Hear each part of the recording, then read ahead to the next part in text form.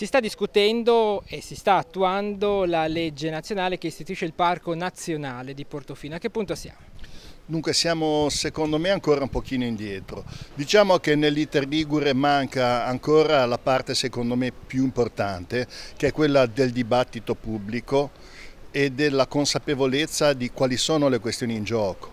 A mio giudizio è un'occasione imperdibile che rischiamo di perdere se non diventa questa scelta una scelta condivisa dai territori, dalle regioni e non diventa una nostra occasione di sviluppo.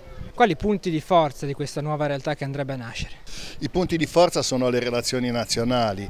Noi siamo un posto, una località che viene colonizzata turisticamente e che si offre passivamente a tutte le grandi attività imprenditoriali esterne, vedi le navi da crociera, vedi le grandi catene di turismo, con situazioni appunto di colonizzazione a volte e quindi anche di disagio delle persone che abitano, che non decidono appieno la forma di turismo sostenibile.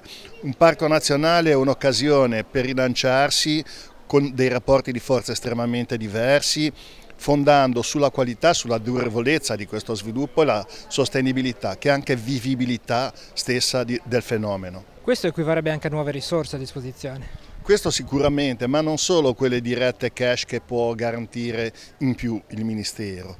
Sono le relazioni internazionali, i progetti, la capacità di innescare nuovi fenomeni economici, quindi attività imprenditoriali generate sul territorio, che sono la vera opportunità. Chi dovrebbe innescare questo dibattito politico? È chiaro che il cambio di passo lo deve fare la Regione a questo punto, che deve indicare quali sono le sue idee di sviluppo su questo territorio.